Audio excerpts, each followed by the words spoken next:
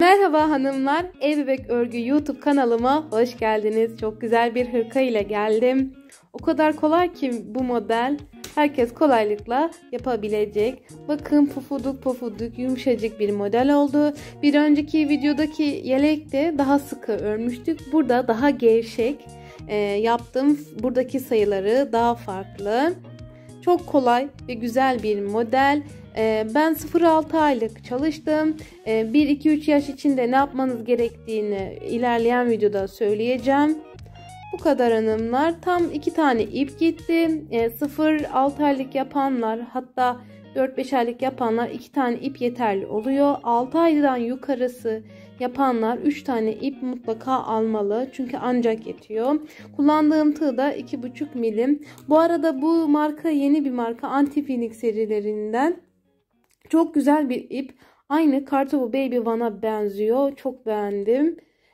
Bunu da ben Ahenk Tuhafiye'den aldım. Instagram sayfasından.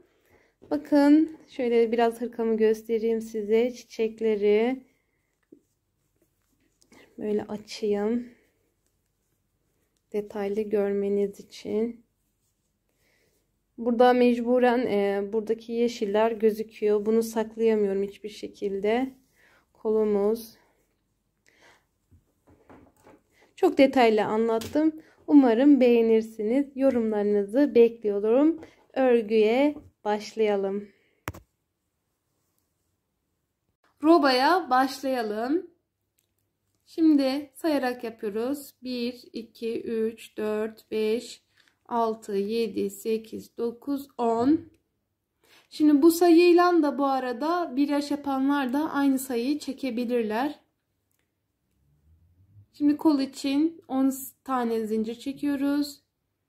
2, 3, 4, 5, 6, 7, 8, 9, 10. Ön için 10, kolu için 10. Şimdi arka için 20. 2, 3, 4, 5, 6, 7, 8, 9, 10. 11, 12, 13, 14, 15, 16, 17, 18, 19, 20. Şimdi kol için tekrar 10, 3, 4, 5, 6, 7, 8, 9, 10. Ön için 10, 2, 3, 4, 5, 6, 7, 8, 9, 10. Şimdi hanımlar 0-6 aylık yaptığım için bu sayı, 1 yaş yapanlarda bu sayı, 2-3 yaş yapanlar 11, 11, 22, 11, 11, 3-4 yaş yapanlar için işte 12, 12, 24, 12, 12 bu şekilde sayıyı artırabilir. Zaten önceki videolarımda da büyükler için ölçü verdim, nasıl yapılacağını gösterdim. Şimdi burada tam 20, 20, 40, 60 tane zincir var toplamda. Şimdi bu toplamda 60 zincir olduğuna göre ilk başta 1, 2 trabzan yapacağımız için 2 tane ekstra çekiyoruz. Hemen 10 tane trabzan yapıyoruz. Robanın ilk sırasına başlamış olduk.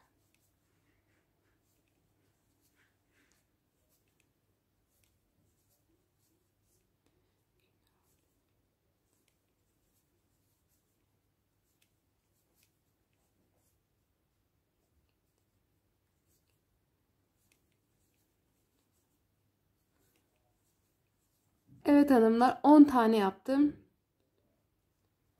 Şimdi kol için 10 tane yapıyorum.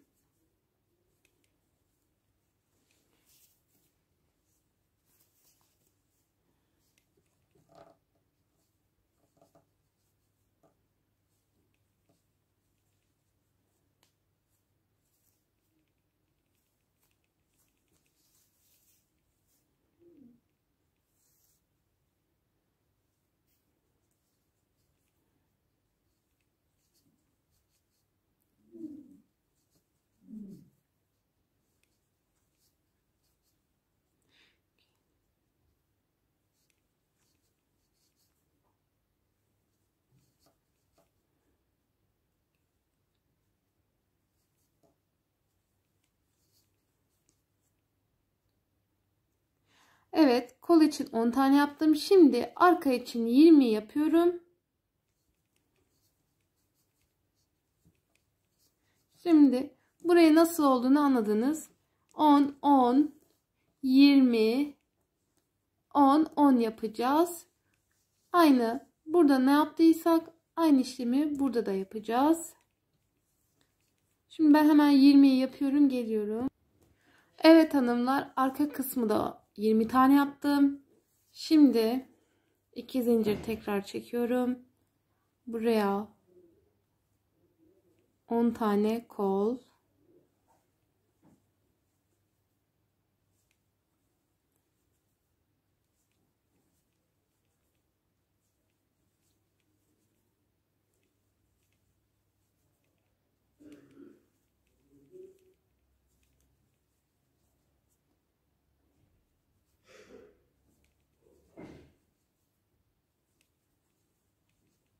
Şimdi 2 tane tekrar zincir, 10 tane ön.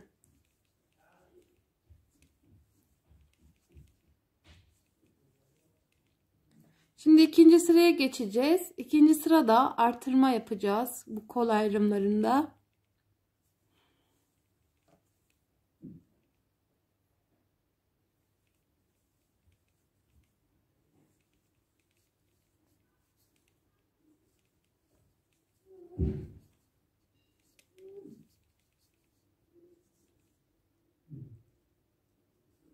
Şimdi 2 tane zincir çekiyorum. Direkt trabzanın tepesine batıyorum. Şimdi kol ayrımını gösteriyorum size.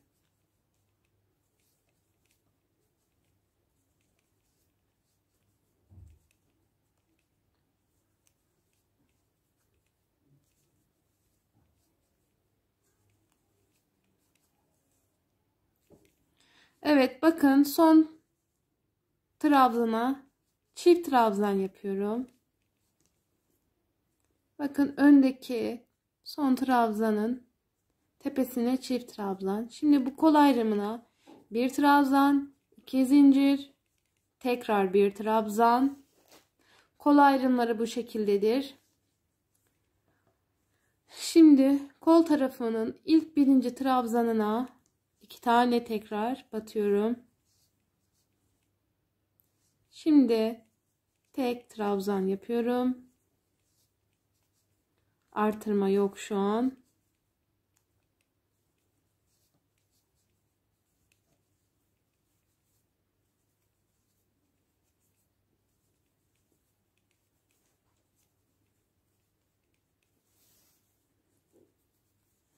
Evet, bakın son trabzana geldim.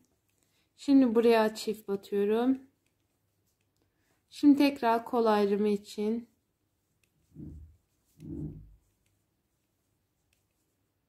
şimdi evet, arkanın tekrardan ilkine bir çift trabzan yapıyorum.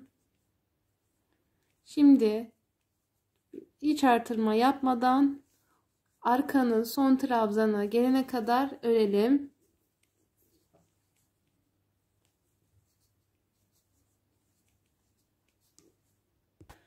Evet, son trabzana geldik. Buraya bir tane daha yapıyorum. Kol ayrımları bu şekilde artıyor. Bu artırmaları sadece çift sayılarda yapacağız. Şu an ikinci sırayı ördük. İkinci sırayı komple kol ayrımlarında artırma yapıyoruz. Fakat üçüncü sırada kesinlikle artırma yapmayacağız. Mesela burun tepelerine çift battığımız için üçüncü sırada bunların tepelerine çift batmayacağız. Burayı da göstereceğim size.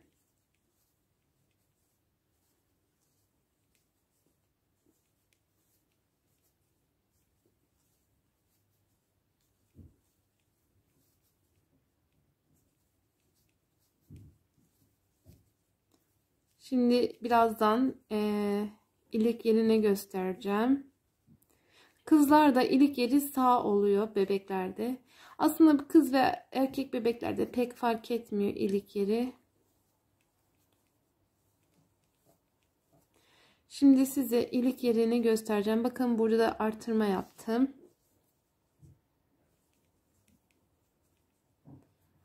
Şimdi hanımlar, ilik yeri açmak için 1 2 3 tane trabzan bıraktım. Şimdi bir tane zincir çekiyorum. Bir boşluk atlayıp sondan ikinci trabzana batıyorum ve bir tane daha batarak bu şekilde ilik yeri açıyorum. Düğmenizin büyüklüğüne göre buraya zincir çekin. 2 tane zincir çekebilirsiniz. Ama bir tane trabzan batılacak buraya. Dönüyorum.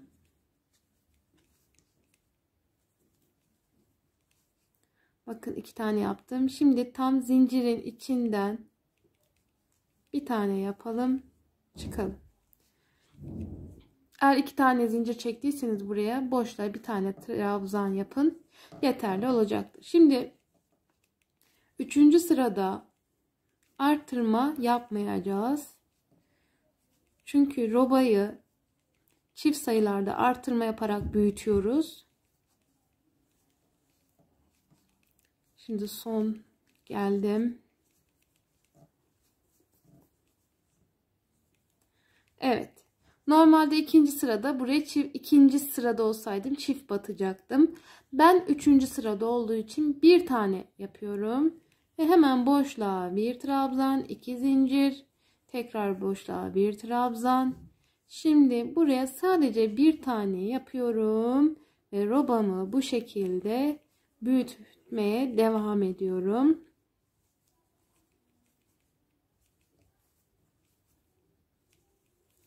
Bakın, hiç artırma yok.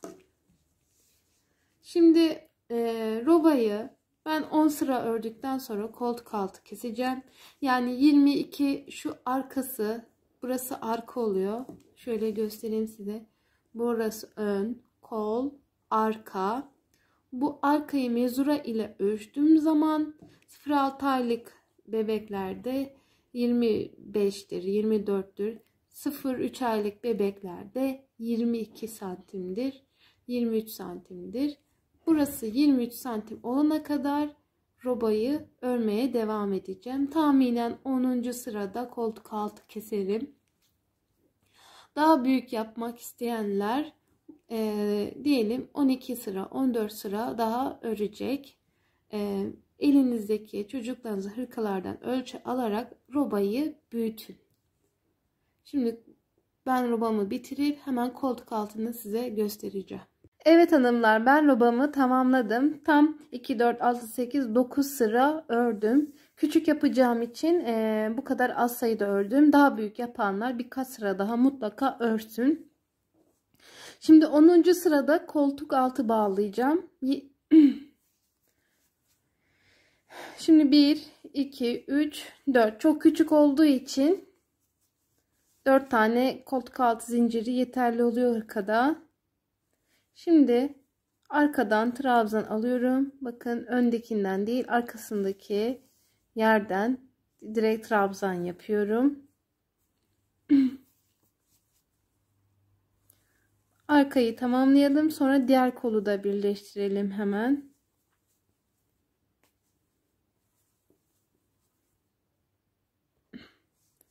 Evet, şimdi son kola yapıyoruz. Trabzan yaptım. 1, 2, 3, 4 zincir çektim.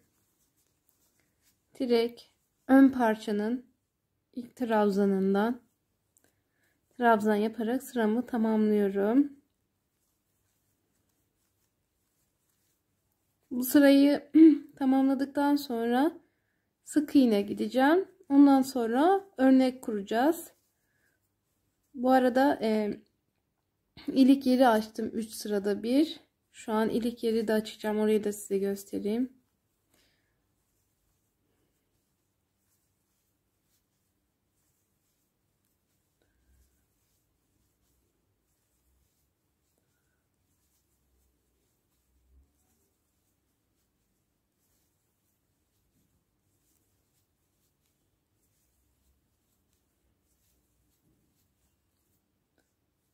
Şimdi bir zincir çekiyorum.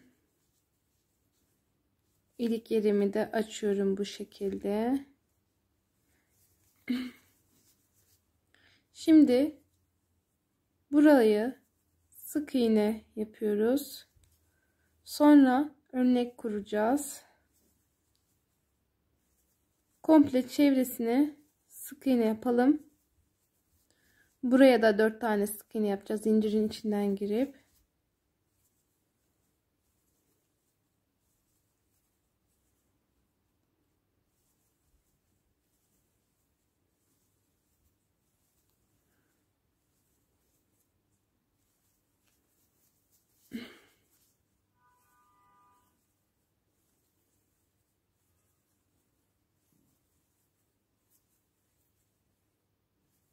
Evet, burayı da göstereyim. Zincirlerin içinden geçerek sık iğne yapalım.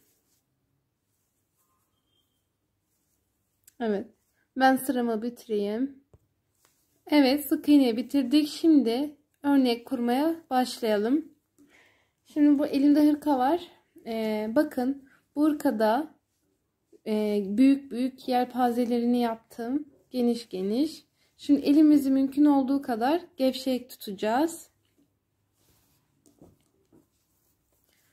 Şimdi burası ön. Bakın. Şimdi 4 tane 2 zincir çekelim. 4 tane trabzan yapalım.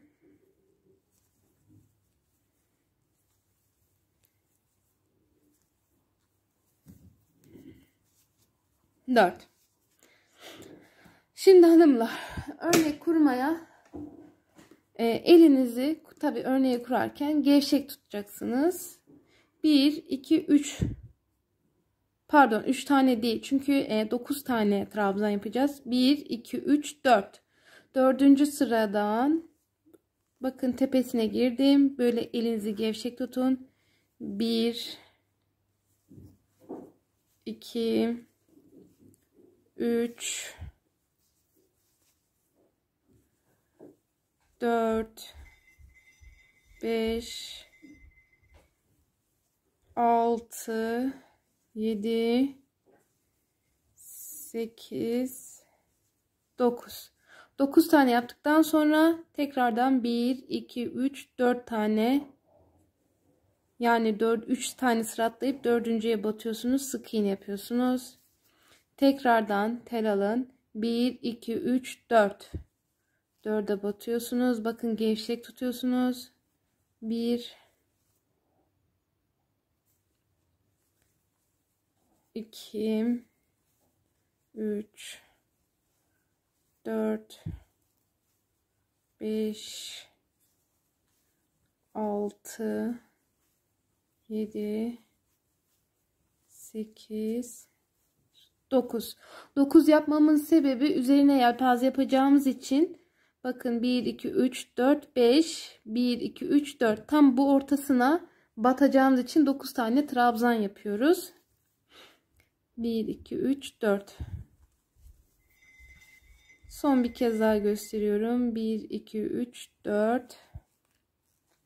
Gevşek tutuyorsunuz.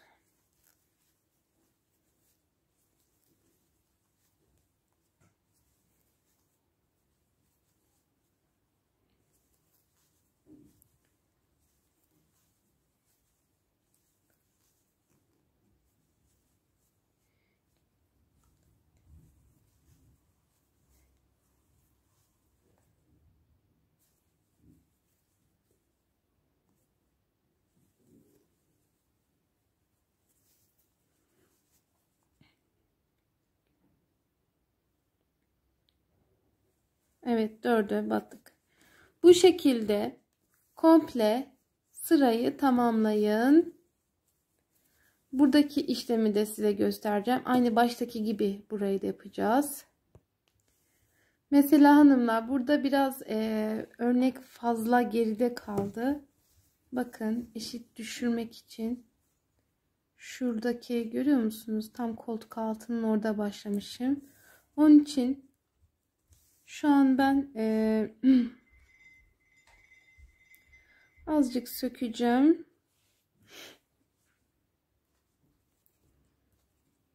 Şurayı sökeceğim.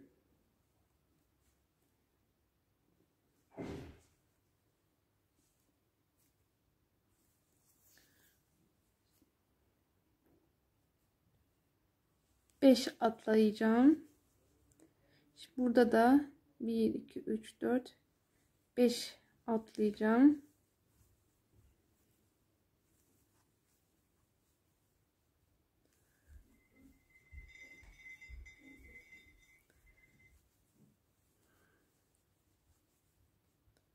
Hani bu şekilde yaparak eşit şekilde örneği kuruyorsunuz.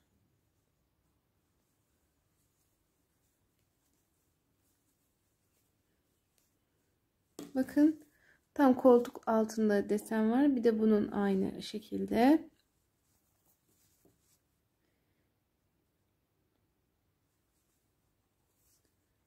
Şimdi buraya da 5 yapıyorum.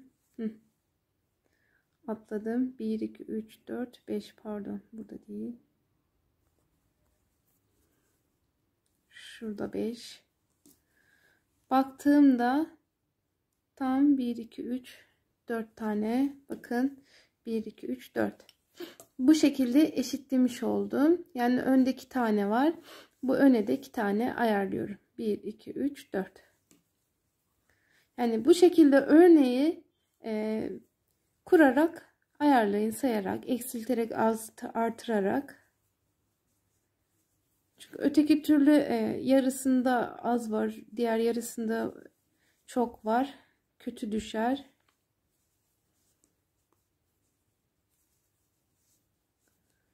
İki, 4, 6, 8, 9. 1, 2, 3, 4. Şimdi 1, 2, 3, 4 yapsak. 1, 2, 3, 4. Yani şuraya batsak, yani 1, 2, 3.'ye battım. Eşit düşürebilmek için. 3,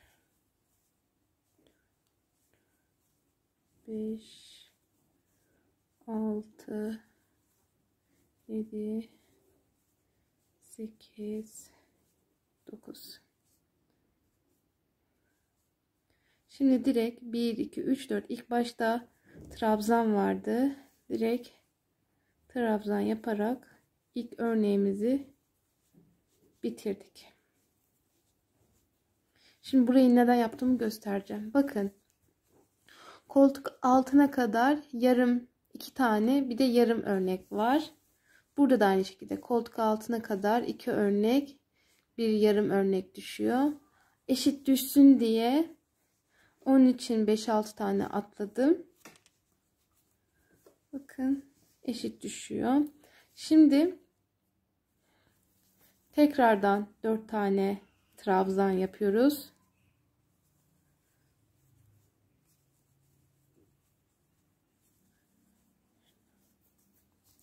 Şimdi tam buradaki, bakın ilk bu birinci yelpazenin trabzanı tam 4 tane trabzan yapıyoruz. 1 2 3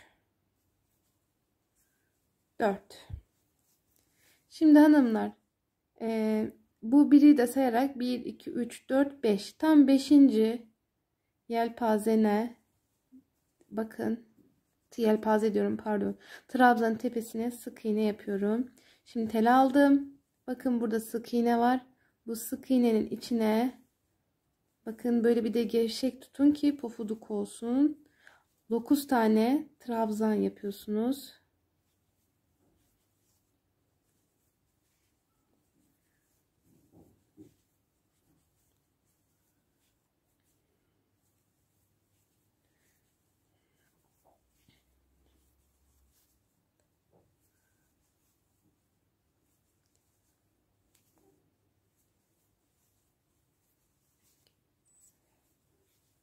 Dokuz. Şimdi tekrardan 1 2 3 4 5. İlk başta sayıyorsunuz ama ondan sonra eliniz oturuyor, tam 5'te sık iğne yapabiliyorsunuz. Tekrardan sık iğnenin oraya 9 tane trabzan. Bu şekilde komple sırayı tamamlıyorsunuz.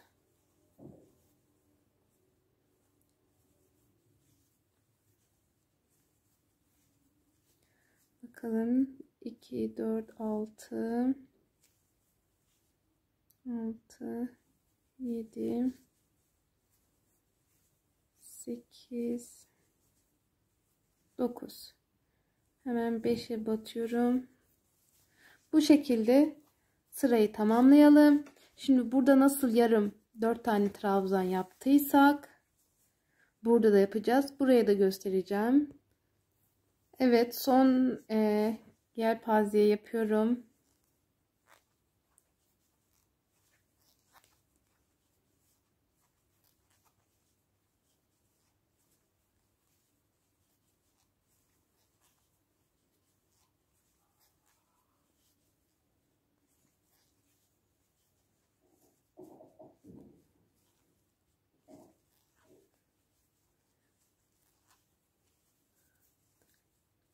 Şimdi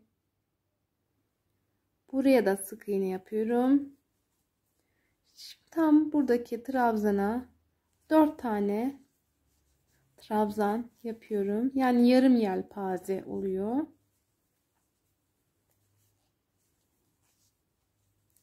Şimdi buraya da 4 tane trabzan yapıyoruz.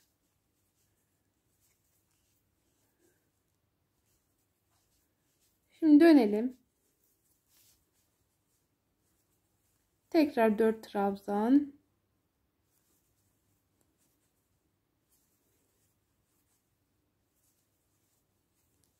Şimdi burada ne yapacağız? Direkt burası yarım yelpaze olduğu için direkt trabzana batıyoruz. 9 tane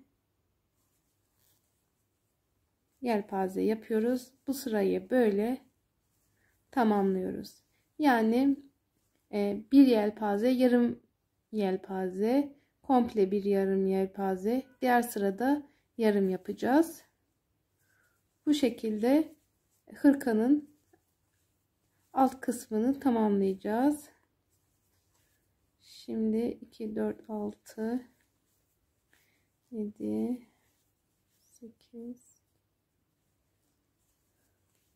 9, 5. Bakın. Örneğimiz bu şekilde oluyor. Şimdi burayı da bu sırayı tamamladığımız zaman bakın son yerde trabzan. Buraya 9 tane yelpaze yapıp direkt 4 tane trabzan başlıyoruz. Yani burada 4 trabzan yapıp direkt yelpaze başladık.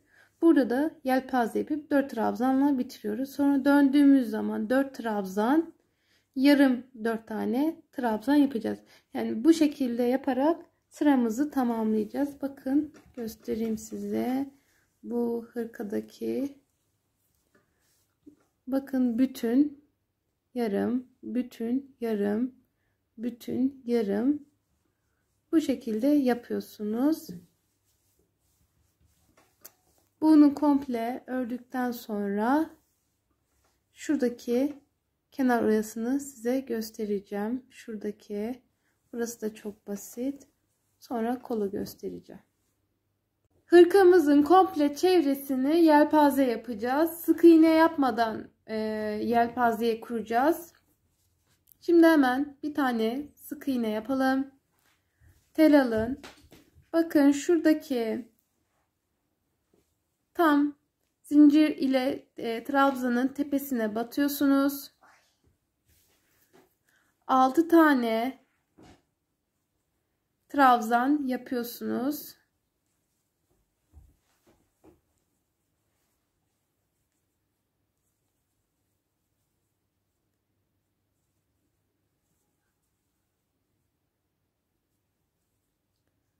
Bakın 6 tane yaptım.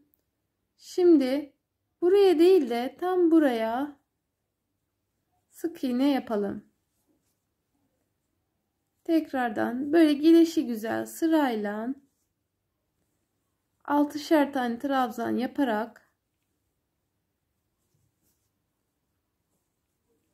yelpazeyi yapalım.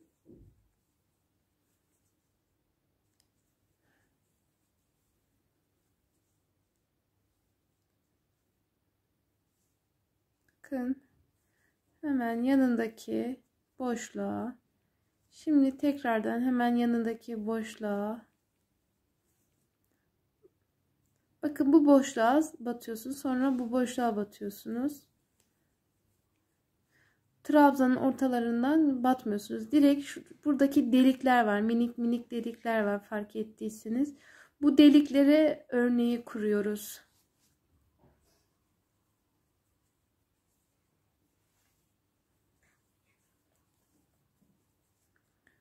İki, 4, 6. Evet. Bu şekilde komple hırkanızın çevresini tamamlayın. Burada da aynı şekilde 3 sıra mesela buraya kurduğunuz zaman bu 3. boşluğa 6 tane yapın. Sonra 3 tane atlayın. Buraya sık iğne batın. Bu modeli aynı komple çevresine uygulayın. Şimdi size kolu nasıl yaptığımı göstereceğim. Kolda da bu boşluğu sonradan iğneyle dikeceğim. Burayı hep atlıyorum, unutuyorum size söylemeyi. Bu ipi bırakmamın sebebi de iğneyle sonra burayı şu şekilde gelişigüzel dikmek. Şimdi hemen size kolu göstereyim. Evet hanımlar, fark ettiyseniz robada bu şekilde desen oluyor. Bir içten bir dıştan, yani bir ters bir düz bir ters bir düz yaptığımız için bu şekilde desen oluşuyor. Şimdi aynı şekli devam ettirebilmek için kolda da bir içten bir dıştan öreceğiz. Bakın trabzanın düz kısmı burada. O zaman trabzanın ters tarafından, yani yeleğin, hırkanın arka kısmından başlıyorsunuz. Diğer kolu 42 yaptığım için bu kolda 40 tane trabzan var. Artırmayı size göstereceğim. Mesela direkt zincirden bir tane trabzan yaptığı zaman birer sayı artıyor. Şimdi burada bir tane yapacağım. Burada da bir tane yapacağım. Eşit şekilde kolu sayısını arttıracağım. Şimdi 42 tane trabzan olması gayet ideal. Küçük bebekler için büyük geniş kol güzel durmaz. Bakın bu şekilde trabzan yapalım. Şuraya kadar gelelim. Evet, son trabzanlarımı yapıyorum. Evet, şimdi zincirde de bir tane trabzan yaptığım için buradaki zincire de bir trabzan yapıyorum. Şimdi bu iki ucu birleştirip kol oluşturacağız. Direkt trabzanın tepesinden giriyorum. Tel alıp direkt çıkıyorum. Kaydırıyorum, yani kesinlikle sık iğne yapmıyorsunuz. Şimdi 2 zincir çekiyorsunuz. İçeriden devam etmiyorsunuz. Döndürüyorsunuz. Dışarıdan devam ediyorsunuz. Bakın trabzanın tersi. Hemen trabzanın bakın tepesine batıyorsunuz. Şimdi şuradaki yeri de göstereceğim size. Kolumuz, hani bu kadar anlatımı yeter. Evet, koldaki ikinci sıraya geldik. Şimdi bakın hanımlar, şurada da bir delik var. Bu tepeden trabzan yapıyorsunuz. Şimdi buraya kesinlikle trabzan yapmıyorsunuz. Çünkü orası zincirin kendisi. Hemen trabzanın tepesinden kaydırarak tel alıp 2 zincir çekin. Bakın döndürün. Hemen trabzan yapın. Şimdi ben bu diğer kolu kaç sıra ördüm? 2, 4, 6, 8, 10, 12, 14, 16 sıra ördüm ve sık iğne ile tamamladım. Sizler de bu şekilde kolu yaparak tamamlayabilirsiniz. Şimdi diğer sırada süsleme var. Süslemeye geçeceğiz. Evet hanımlar, hırkayı bitirdim. Şimdi çiçek yapımına geçeceğim. Hemen çiçek yapımını göstereyim.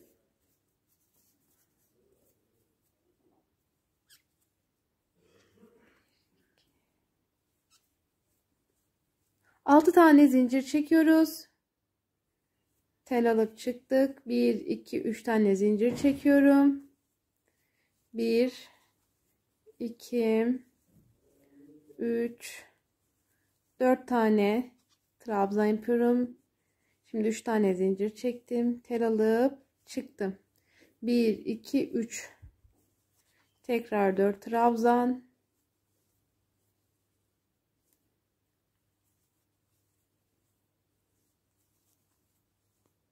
1 2 3 tane zincir.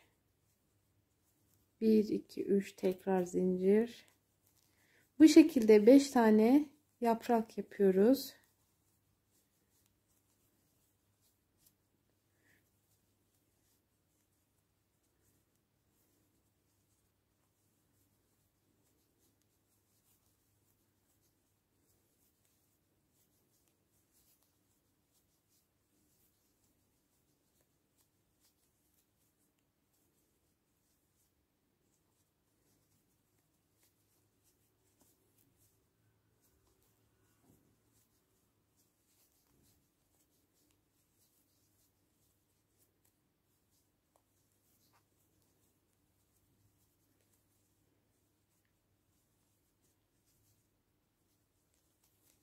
Evet, tam 5 tane yaprağımızı bu şekilde tamamlıyoruz.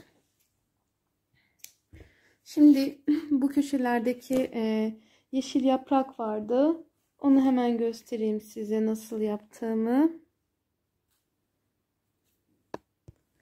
Evet, yeşil renkten ip aldık. Hemen şöyle içinden bir güzel yapalım. Tek kat yapacağız yaprakları.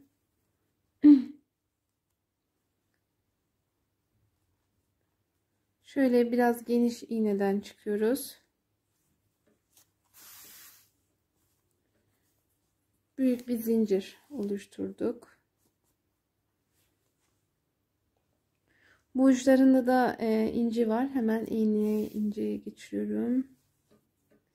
İnciyi taktıktan sonra bakın şöyle geliyorum. Tekrar çıktığım yerden, battığım yerden çıkıyorum.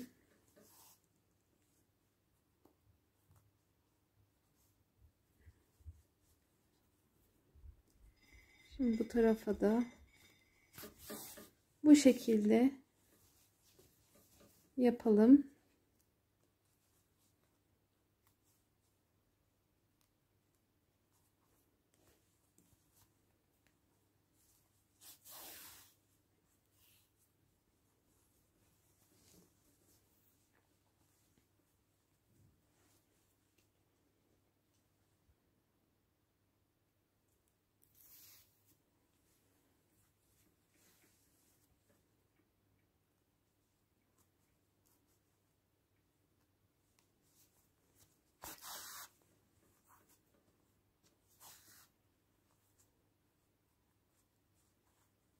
Evet. Aşağı kısmını da yapalım. Süslemeyi bitirelim. Hanımlar, süslemeleri yaptıktan sonra düğmelerimi diktim. Çok güzel bir model oldu. Böyle yakından size göstereyim. Evet hanımlar, bundan sonraki videoda bu modelin şapkası bir de patiğini anlatacağım. YouTube kanalıma abone olmayı unutmayın. Beğeni ve yorumlarınızı bekliyorum. Bir dahaki örgü videosunda görüşmek üzere.